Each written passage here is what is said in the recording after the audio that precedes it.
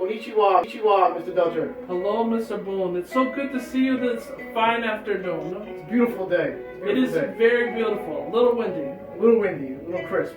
Exactly. Today we are going to make Chinese chicken stir fry. Oh, I love the Chinese chicken stir fry. In the afternoon? In the afternoon, which Perfect. is what is happening right now. Excellent. I love Chinese just as much as I love Italian food. We're getting away from the Italian food. We're moving it now to the Oriental cuisine.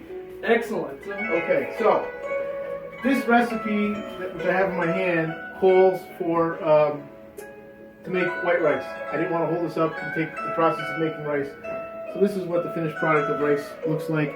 The ratio for this rice was 2 parts liquid. When I say liquid, I am referring to chicken stock to 1 part of rice. So this was 2 cups of rice to 4 cups of liquid, and this is what you end up with. So it almost a little bit more than doubles in size when you are done. So put it off to the side. All right. While we are discussing the different types of ingredients that go into this Oriental dish, I'm also going to be talking about some vegetable cuts. All right. So this is fresh ginger. Okay. So we need 1 tablespoon of minced fresh ginger. So, Mr. Delcher, I'm gonna start the ginger, and while I'm doing that, you're going to crush up 1 tablespoon of minced garlic. Okay. Okay. So let me get. I'll put it over there below you is another cutting board. Okay. All right. Got it.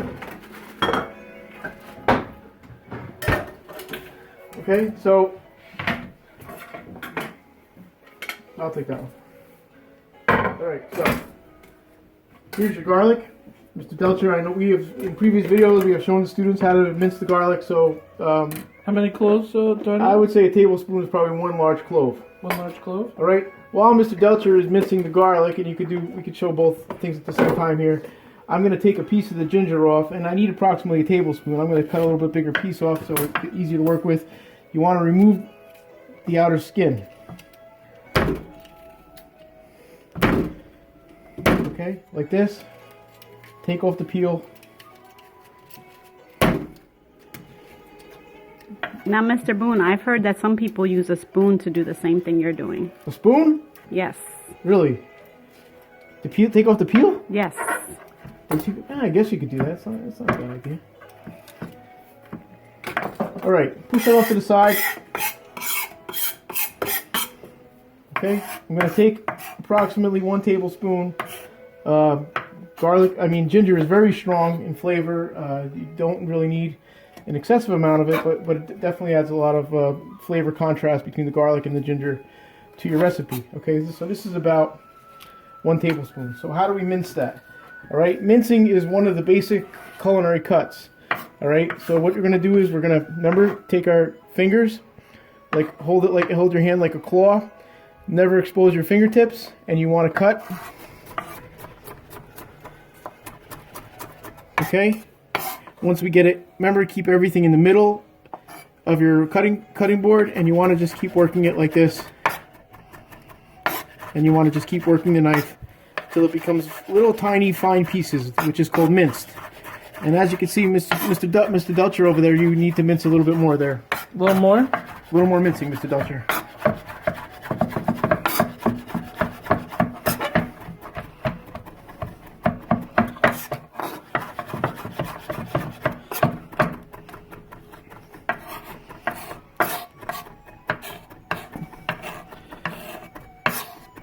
Okay, and then we have some minced garlic and minced ginger. How's that, Mr. Boone? That looks excellent. Excellent job. Excellent. Okay, so. Thank you. All right, so let's just go over. We're going to go over the directions from the start. Bring rice and water to a boil over a medium saucepan. Reduce heat to medium-low. Cook until it is done. And as I explained previously, the rice is already done. Okay, so. Combine soy sauce, brown sugar, and cornstarch in a small bowl. I put a bowl right there, a clean bowl right there in the sink, Mr. Delcher. Gotcha. So we need 2/3 of a cup of soy sauce. Ah, All right. what kind of soy sauce is this, Mr. Boone? Excellent question. This is low sodium soy sauce, less sodium, more water. Okay, Very good. so it's watered down a little bit. So low it's- sodium soy sauce, 2/3 of a cup. And that's healthier for you, right? Yes, it is. To that, we are going to add 1/4 of a cup of brown sugar. Okay. Okay. How come brown sugar instead of regular white sugar? Or is there like if I don't have brown sugar, can I use white sugar? You can. It's a little bit different of a taste, but you can use white sugar. But the brown sugar contains molasses. Ah, okay. So You need that molasses flavor. yes. Okay. So, and we need 1 tablespoon of cornstarch. Okay. Here's our cornstarch. Okay. And why don't you show the students how to properly take that out using that little thing on the side where So we you want scrape it a off. Nice. We don't want a heaping tablespoon. We want an exact tablespoon. So I put my spoon in, scooped, and now I'm kind of using the top to kind of even it off. Huh?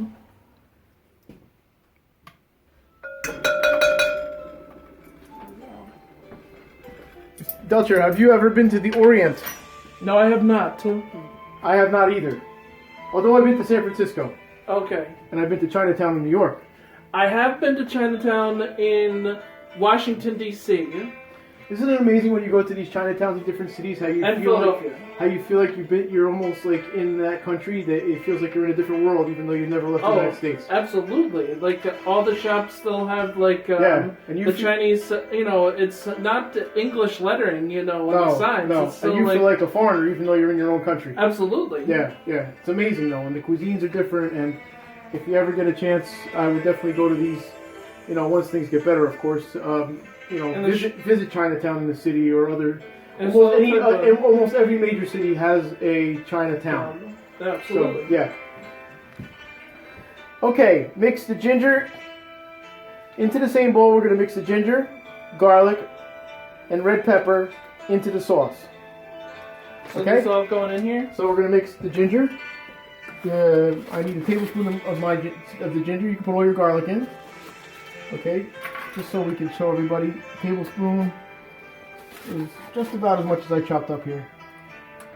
Okay, so we can add all that, Mr. Delcher. All right. Okay. And then, from what I recall, we need 1/4 teaspoon of red pepper flakes. Be very careful when you measure something that's hot.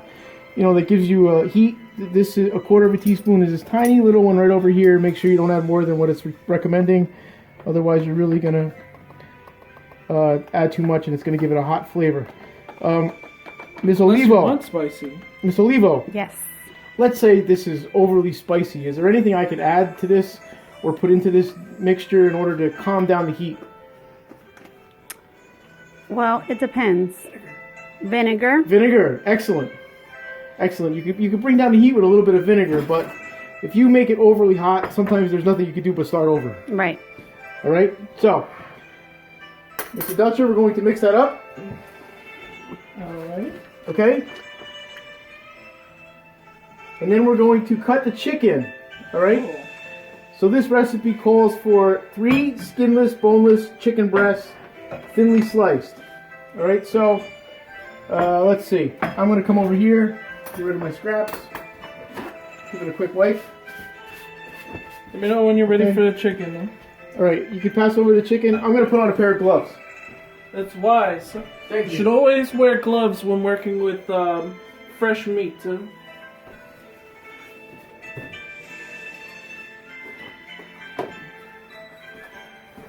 Or would you like me to? Okay, so I'm going to use 3 chicken breasts.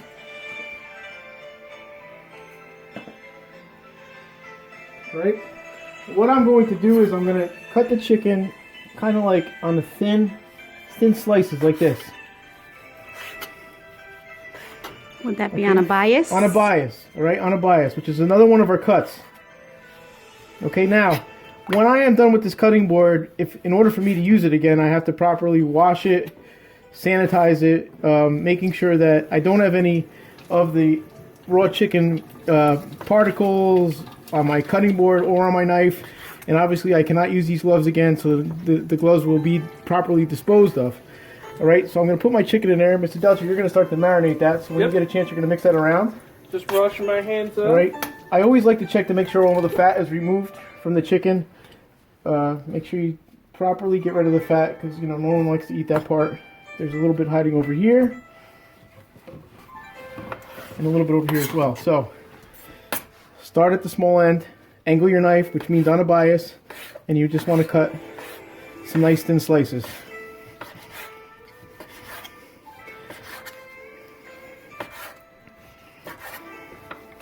So, Mr. Boone, what Yes. is the correct portion size of meat that you would serve? Correct portion size of meat in something like this, I would probably try to give everyone approximately 6 ounces. Normal protein amount on a typical plate would be anywhere between 4 to 6 ounces. Similar to when we did Pro Start. Pro Start, the ratio was 2 to 3 ounces of a starch, 2 to 3 ounces of a veg, 4 to 6 ounces of your protein.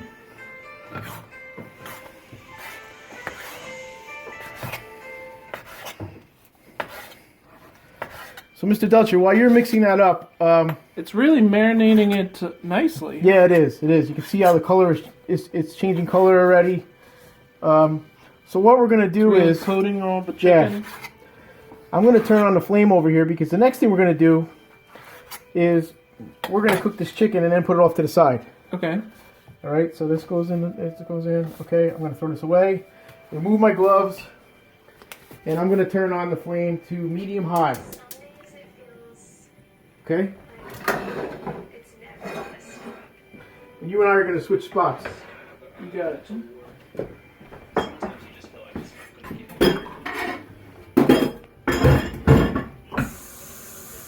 All right, now I'm going to give you a pair of gloves.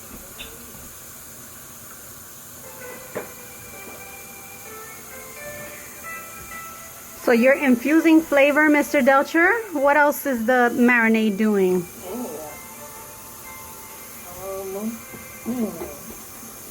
That is a good question. It's also seasoning it because we're using. I know because we're using the soy, so it has some sodium. So we shouldn't need to add any salt. No salt.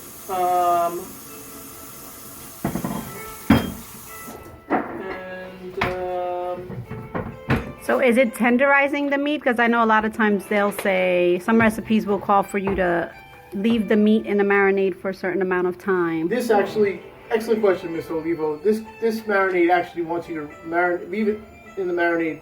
The recipe calls to leave it in the marinade for approximately 15 minutes. Mm-hmm. All right, but we're just going to go ahead and move on to the next step. But you're right, it does tenderize the product as well. So the longer you leave it in the marinade, not only the more flavor you're going to get, probably the more tender it's going to get as well.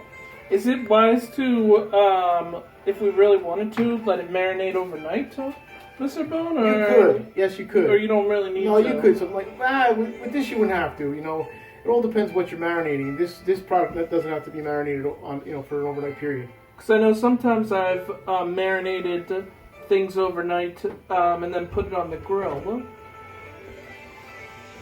Yeah, like a steak or a London Yeah. broil or something like that. Yeah, you should and could marinate overnight.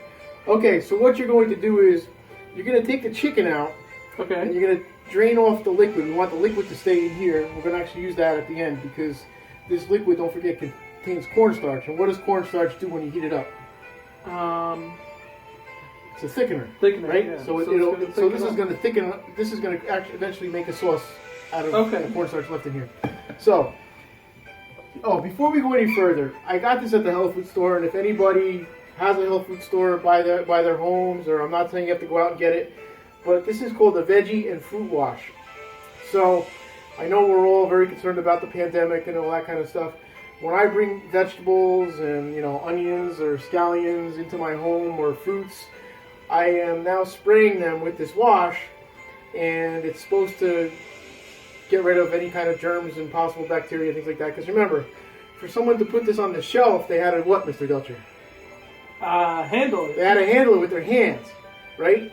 So, although people are wearing gloves everywhere we go, I would try to find, if you can, this wash, because it definitely makes things more safer. You know, when I go to the grocery store, and I know a lot of others are having the same difficulty. I go to the grocery store. My wife waits for me at the door. She brings in the bags. I have to go change, take a shower, make sure I don't wear my shoes in the house, and it's a long, tedious process. You know, it's things that we've never encountered before in our lives. But this does help make things a little bit safer. You know, even if you're not eating it, like a cantaloupe or something like that, although you're not eating the skin, but when you cut into that, when you cut into that product with a knife, you're cutting in from the outside in. It means if somebody didn't properly wash their hands or mishandled it, then that's going to go into the flesh or the part that we're going to eat. Absolutely. All right? So. And that's why a lot of those, the things you just mentioned are considered temperature-controlled foods and require safe handling. Yeah? Right. So be very careful with your fruits and vegetables. If you don't have this product, at least wash them off, rinse them off, pat them dry.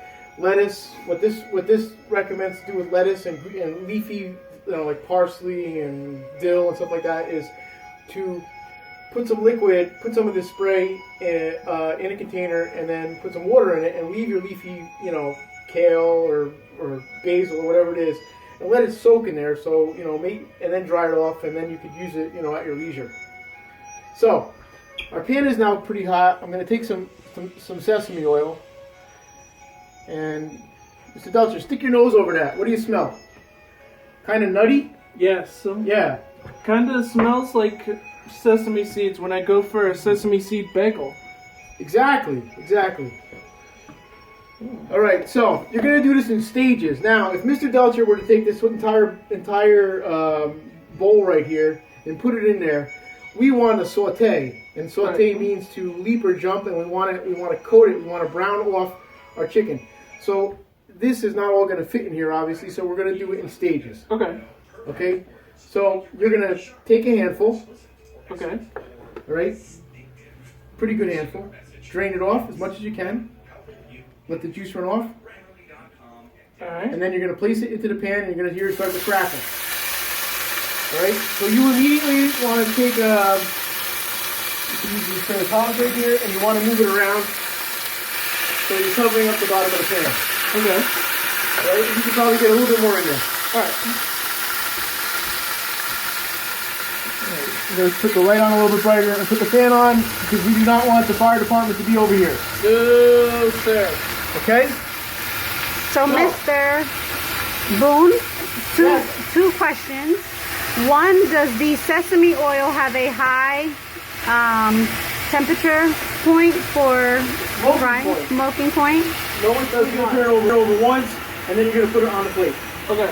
Okay? While Mr. Delcher is doing that, Mr. Boone is going to cut up some onion. We have water chestnuts, right? These are the water chestnuts, sliced water chestnuts. All you have to do is drain out the liquid. It's already been done. All right, so we're going to add this in as well later on. Okay? Some red onion. Okay, so the first thing you want to do is remove the skin.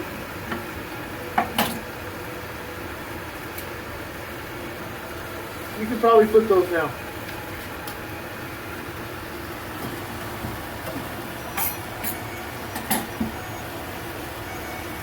And as you can see, you see the nice golden color? That's what we're looking for.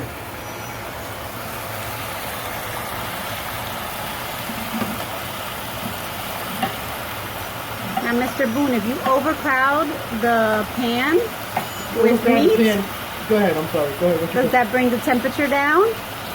It not only brings the temperature down, but instead of sauteing, now you're steaming. So you're not going to get that golden brown color because you overcrowded the pan. Kind of like if you were to saute off mushrooms. Don't forget, 60% of a mushroom contains liquid, water.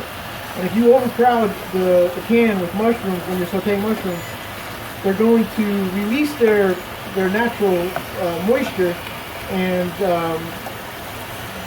the pan is going to be watery. Instead of, you want to take those mushrooms and add them to a hot pan, just cover it up to cover the bottom, and then get them out and just repeat the process. And Mr. Delcher did about a third of his chicken, so he's going to have to do this probably probably 2 more times. All right, so I'm cutting my onion over here into medium-sized chunks. I would consider this like a medium dice. Okay, put that off to the side. Okay, now my recipe also calls for carrots. I don't have the long, regular sized carrots. I have these little baby carrots. So what I'm going to do is I'm going to cut these similar to the way we cut the chicken. I'm going to cut them on the bias. All right. Take my knife, angle it a little bit, and I'm going to get about 4 pieces out of each baby carrot. And as you can see,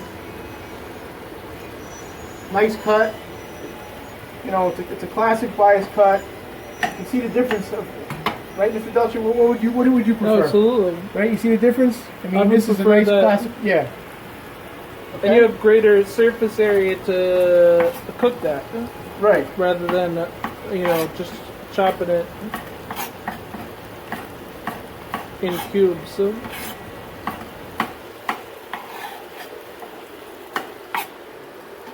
Okay. You want to get those out? Yep.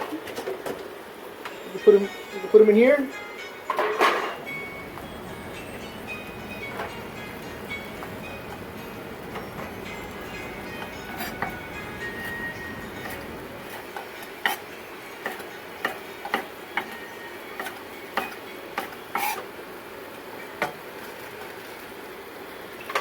How do they look, Mr. Boone? The color looks amazing. It really does.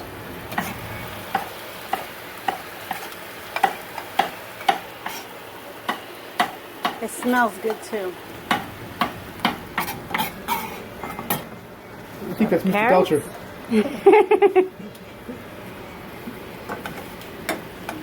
Mr. Delcher, you need a smaller pair of tongs? Maybe it'll be easier for you.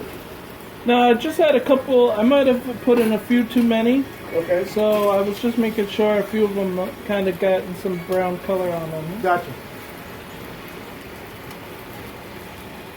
Mr. Delcher and I were checking on our bees earlier, so they should smell like Oh, bee smoke.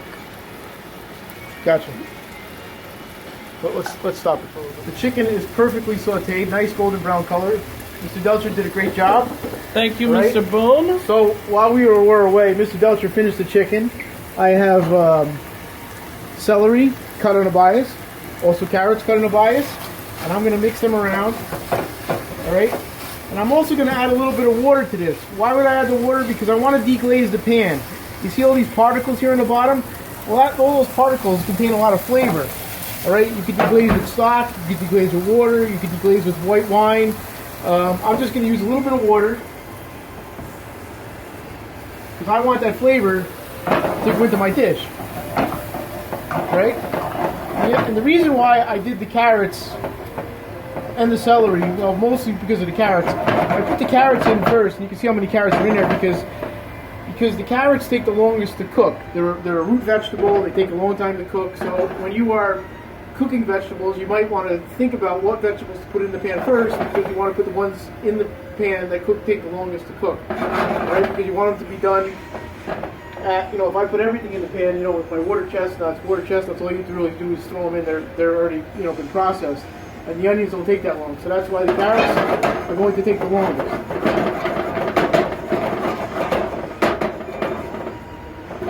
Okay? So we're going to give that a couple minutes.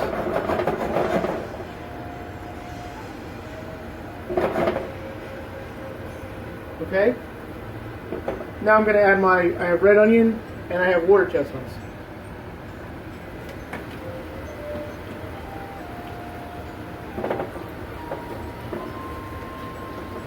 Mix that around. I want my liquid to evaporate. And as it evaporates, I'm going to add a little bit more sesame oil.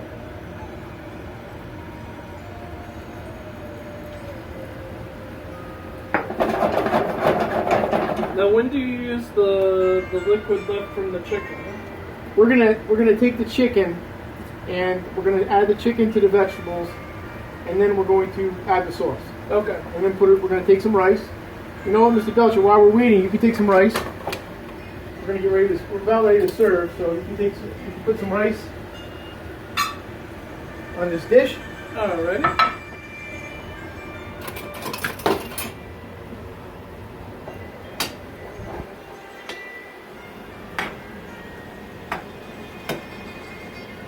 Okay, maybe 2 or 3 spoonfuls going right down the middle. You got it.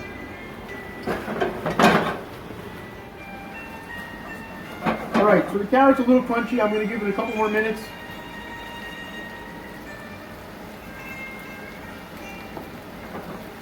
I'm going to heat up my chicken in another pan.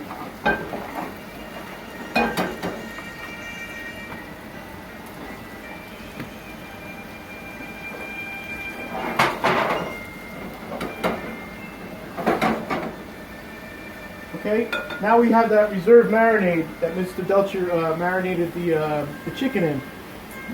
Remember what this contains. It contains our fresh ginger, soy sauce, fresh garlic. All right, so there's a lot of good flavor in there. Remember, there was raw chicken in here, so we want to bring that back up to temperature. We don't want to just pour this over because you're going to be cross-contaminated. All right, so pour that over. And pour the rest on here. All right, now, Mr. Olivo, you want to bring the camera in a little closer. You can see how thick that's getting. Right, and the reason why it's getting so thick is because, Mr. Delcher? Because of the cornstarch. The cornstarch. Very good, very good.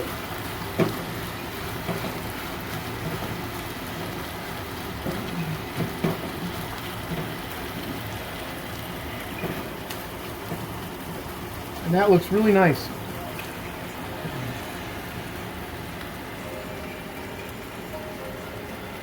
Okay, so what I'm going to do is, because I have, 2 pans here and one of them is not going to fit into the other one, I'm going to combine everything in my aluminum pan, mix it together, and then we're going to serve. Alright, so we got the chicken, the vegetables,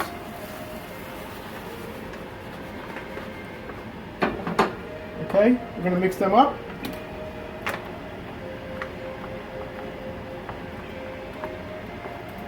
Mr. Delcher, you're gonna plate this up nicely over the rice that you did. And while you're doing that, I'm gonna finish it off with some scallions. Excellent.